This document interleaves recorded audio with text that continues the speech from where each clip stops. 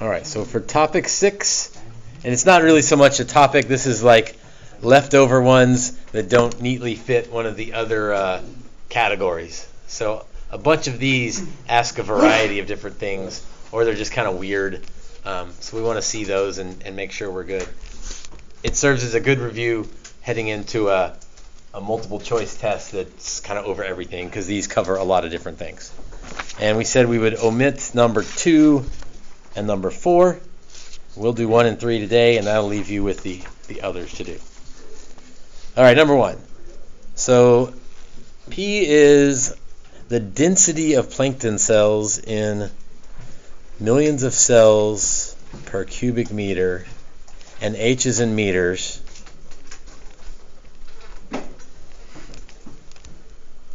And is modeled, so that's for 0 to 30. When H is bigger than 30, it's modeled by f of H, which they didn't give us yet. We'll see. Part A, find P prime of 25. And then using correct units, interpret the meaning of P prime of 25 in the context of the problem. So P prime would be dpdh, that'll help me with units, when H equals 25. So you want to do units first, or you want to type it in the calculator and get an answer first? What's units? Units? Okay. So dpdh, P is Plankton cells. Cells per meter cubed, or million cells per meter cubed. And H is in meters. So million cells per meter to the fourth. So we could say million cells per meter to the fourth, but that's kind of weird. I'm going to leave it as million cells per meter cubed over meters, because that helps me.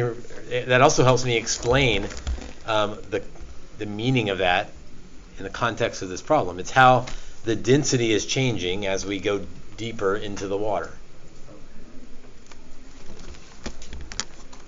Let's put this into the calculator, because we're probably going to have to use this several times. 0.2 x squared e to the negative 0.0025 x squared. From 0 to 30, so if I'm thinking a window, I can go 0 to 30. I put a little more on each end. I don't really know about... I don't know about Y max and Y min. I don't even know if I need to see the graph. It's just helpful. But maybe helpful to... It's always positive. That makes sense. You can't have a negative density. That really wouldn't make sense. That would screw things around. So I want a derivative. So that's math 8. Mm-hmm. Derivative, well, it's dpdh, but in the calculator it's dy dx, where that's y1 at x equals 25. Same difference. Should we label it as y1? Maybe? If you want to, that's fine. Make sure it's labeled if you want to. Or if you accidentally. Yeah, it's probably safe to label it y1. That way, if later in the problem you say y1 when you meant p, you'll be okay.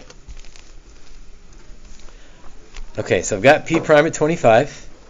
I've got the units, but now interpret the meaning of that. Well, dpdh, that's the meaning of the change in density over meters. Can we just write change in density on the user? So let's say the density of plankton cells is, we could even say decreasing because of the negative, at negative 1.179. Oh, did you say decreasing and? Oh, you're right. I got to be careful with that. Decreasing at a positive, or just changing is maybe the safer way to go. Million cells per meter cubed per meter. At H equals 25 meters. Yeah, as we go down, the density is Less. decreasing, at least at 25. In fact, that matches the graph.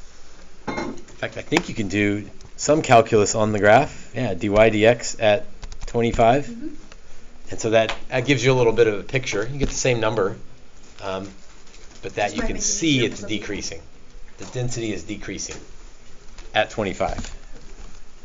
And it gives our brains a better idea. I think it helps to see it. Because then you could be like, if you get a positive number, you can be like, hold up. What happened there? Yeah, it should make sense. Part B. Consider a vertical column of water in the sea Okay. with horizontal cross sections Oh of constant area. Okay, so that's good. We're not changing anything. 3 square meters. So like there's this column of water. I mean, I don't know that a picture is really necessary, but the cross section is 3 meters squared. To the nearest million, how many plankton cells are in this column of water between 0 and 30? How many? So I want to add up the plankton cells. no. Antiderivative. And adding up is an antiderivative. The big S. I want to add up from 0 to 30. That's right, sum. And if you stretch the S out, you get the elongated S for antiderivative. But how do we use the vertical column of water? Right, because I want my answer to be million plankton cells. Right, I don't want per meters anything. I just want million plankton cells. Well, if I'm going 0 to 30, that's DH. Yeah. So that's meters. I know I'm going to use P in there. And But that's million squared. cells per meter cubed. Or cube. And I'm Does that trying to get... Does that mean we have to antiderivative it 3 times? No, because we've never done that. That would give us more meters, you're right, if we antiderivated this 3 times. But that wouldn't make sense. We're not adding it Not up legal 3 math, different no. times. Yeah, so I'm looking at my units. I want my meters to cancel out. If I see what else we could do to... Multiply By what? meters cubed? Or meters squared, technically? That's why they gave me the Squared. area times 3 Pop the 3 out front. meters squared. And now all my meters go away, so even if I don't really understand what's going on, like my meters go away, and I knew I was going to have to integrate something to add it up. So I'm going to do 3, 0 to 30, P of H, DH, and that will give me millions of cells. And that's what it asks for, to the nearest million. To the nearest million, make sure we round. How many plankton cells are in this column of water? Okay, so integrate, although 3 goes out front. Math 9, 0 to 30, y1, dx. And it's with calculator, so they know you've got a calculator. 1675 million cells.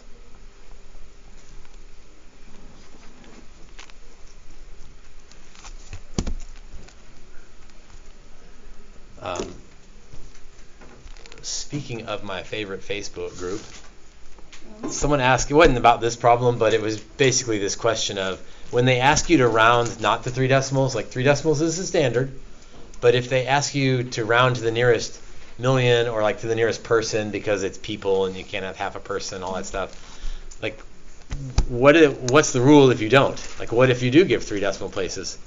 Why not? And the main guy on the forum basically said, well, it depends. It's whoever the chief grader is that year gets to make the call. And he cited 2 examples in the last 10 years where one time if you gave 1675.415, you were fine. But one time you did not get the full points because it told you to go to the nearest million and you didn't do that, so you didn't get all the points. So maybe not. So follow the directions. because there's potentially a point on the line. All right, let's reread, make sure we got all of this. Consider a vertical column of water. Now we know why that 3 square meters is in there. To the nearest million, add up, sum up, antiderivative, 0 to 30. Okay, feel good about how we answered question B. Part C. There is a function such that Where did F 0, remember f is beyond 30. Oh, it's an infinity one. It is an infinity one. We'll see if we can figure this out anyway.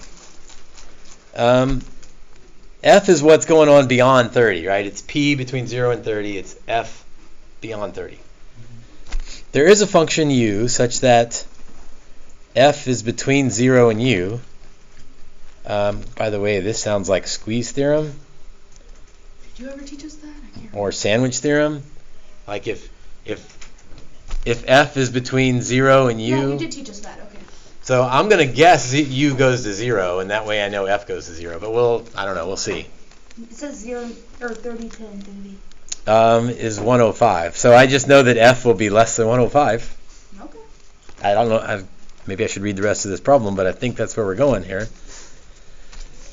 For all h greater than 30, and if we add them all up for for u, we get 105. The column of water in B is k meters deep, where k is greater than 30. Okay, so that just means that 3 square meters goes all the way down forever. Okay. Write an expression involving one or more integrals, like that right there maybe, that gives the number of plankton cells in millions in the entire column. Okay, well, we kind of just did this for part B. For part C, 0 to 30, 3 times p of h dh. Right, that's what we found in part B. But what about the infinity? We're not done yet. So that's million cells 0 to 30.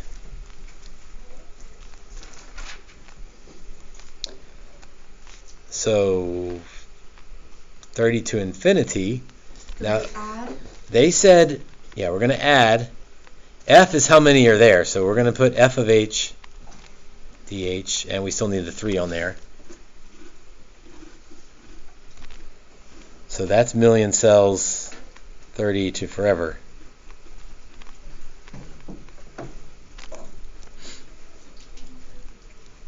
Explain why the number of plankton cells in the column is less than or equal to 2,000 million. 2,000 million. Or 2 billion. Right. But I think they wanted to keep it in millions. So, okay, so we found this one already. That one was 1675.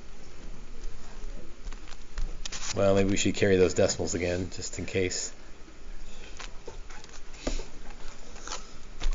This one, we don't know what f is, but we know it's, it'll be kind of slingy here. It's got to be less than 3 times 105. Right? Because f was less than u. If we added up u, it's 105, so it's got to be less than 3 times 105. So that means my answer is less than 1675, 415 plus 105 times 3. 315. Which is 315. Which is 1990. Which is 1990. 1990.4. Explain why the number of plankton cells is less than or equal to. It doesn't really matter, I don't think, at this point. I guess we should take the one more step, which is less than 2,000. So that wasn't really the squeeze theorem after all. It was just f is less than u. If we added up all of u, we got 105. So ours is going to be less than 105. So the infinity thing was kind of weird, but we didn't really need it. Because they gave us all. Part D. The boat is moving on the surface of the sea, where x prime is this, y prime is 880 cosine 6t. Find the total distance traveled in the boat over the time interval. That is a BC question. We can throw that part out. We don't do parametric. Interval of I knew the total distance. square root of x prime squared plus y prime squared, I think. But, that's not us. We're not worried about that.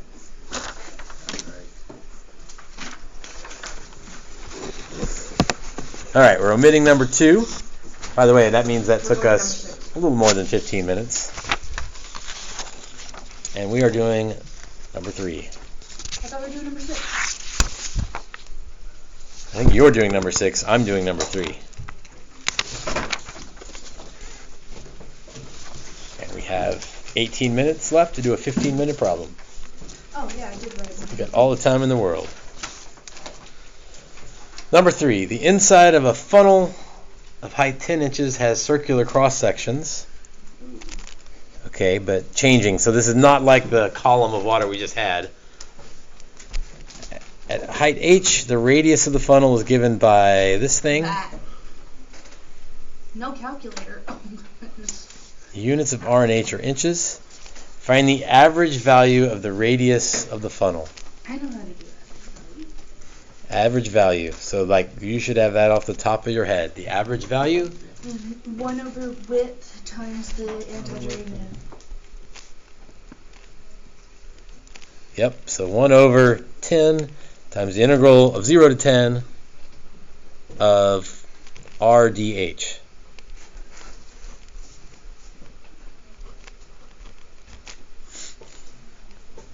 That probably gets you a point on that problem before we even do anything else. So 1 over 10, I'm going to move the 1 over 20 out front.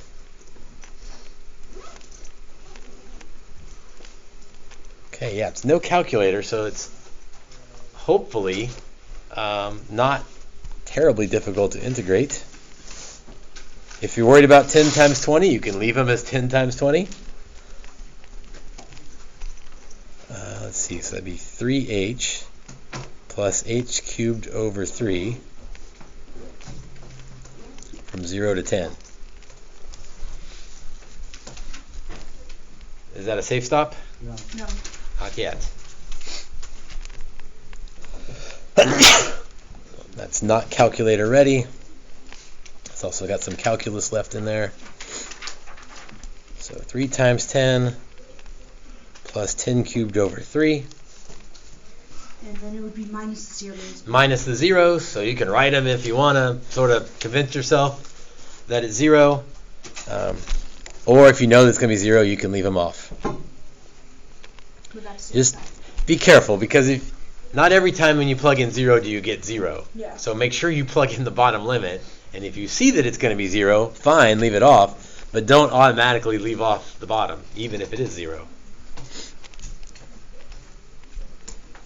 All right, that is a safe stop. Woohoo! I don't think I want to, Touch that anymore. yeah, I mean, it's not, It's not worth it. not worth it. It's not hard, just not worth it. Find the volume of the funnel. Volume of the funnel. Okay, so the volume of that funnel. So I think I'm going to have to add up all the little volumes. Which is And by that I mean like derivative of v. each little slice. Oh, that. Right, I got to add up all of those slices. How do we do that again? Well, what's the volume of a cylinder? 1/3 Forget. pi r squared. So let's see. For a cylinder, it's just pi r squared h.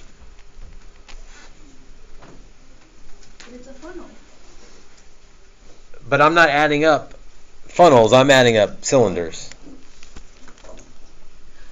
Oh. So I'm going to add up, sum up all the pi r squared h's. From 0 to 10. From 0 to 10. H will be the dh, the pi out front, and r is That. 1/20th, 3 plus h squared, and then all squared. Oh, better be careful about the squared. Oh. H is squared from the formula. You mean r squared? Well, both. H is squared and this as r is squared. And I was hoping it would say write but do not evaluate. But it didn't. So Could we just square what we found for average value? Definitely not. Yeah. Because that's times 110. Let's see. So 20 squared is 20 squared. Yeah. Not messing that up. 0 to 10. I think I'm going to square the inside rather than try to like do a U substitution or something. Like I'm just going to square 3 plus h squared.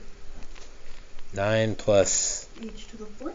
2h squared plus h to the 4th. Oh, please don't leave out that middle term. Can't just square the pieces. Oh. So pi over 20 squared,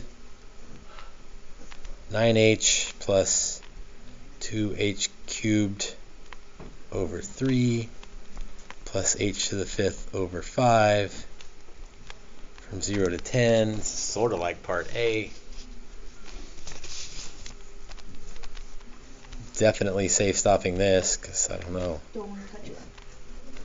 9 times 10 plus 2 times 1,000 over 3 plus 10 to the 5th over 5. Think about it, don't automatically skip it, but if I plug in 0, You get 0. it's going to wipe all that stuff out, so I'm not worried about the 0. So there's the volume. No idea what that is, but fine.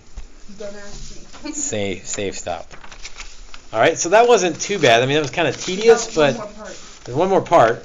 But like that's again, part A and B should be getting parts A and B on most of the pre-response questions. And then the last part you always know is kind of tricky, so we're just gonna hope for the best. The funnel contains liquid that is draining from the bottom. At the instant when the height of the liquid is 3, when h equals 3, the radius of the surface of the liquid is decreasing at a rate. How do I write that as dRdh or dRdt? dRdt, because inches per second. So dRdt is negative 1/5 inches per second when h equals 3. At this instant, what is the rate of change of the height of the liquid with respect to time? Find dH dt. So find dH dt. Rate of change of height, that's dH with respect to time, dt.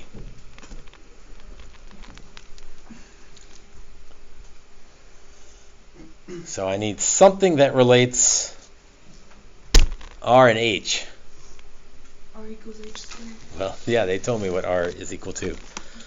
R is equal to 1/20th, 3 plus h squared. I'm going to rewrite that as 3/20ths plus h squared over 20.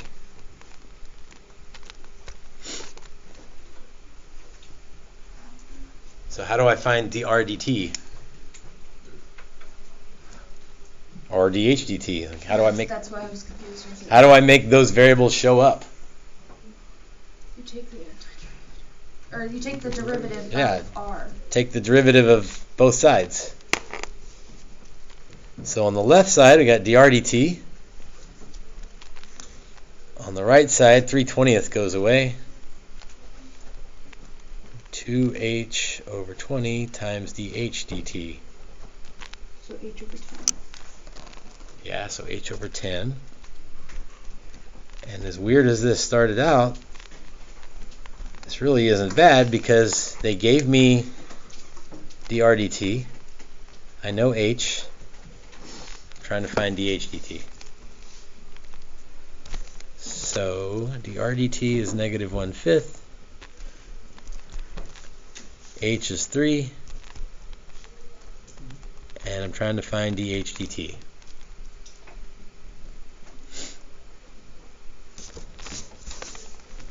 Again, don't want to mess up my fractions, so I'm going to multiply both sides by 10/3.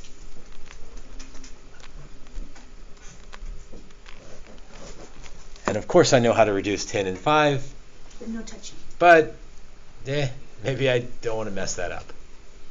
So I leave it like that. Doesn't say anything about. Say reread it, make sure, does it ask for units, does it ask for some explanation? And we finished. But it doesn't. 5 minutes to spare. 4 minutes, 5 minutes. Yeah, so that one was fairly straightforward. Even that part C, which Was seemed weird, worked out pretty well. supposed to psych you out. A lot of words, but not really a hard. So yeah, you should hope to find one like that on the AP test. All right, so omit 4, and that leaves 5, 6, and 7 for you to do.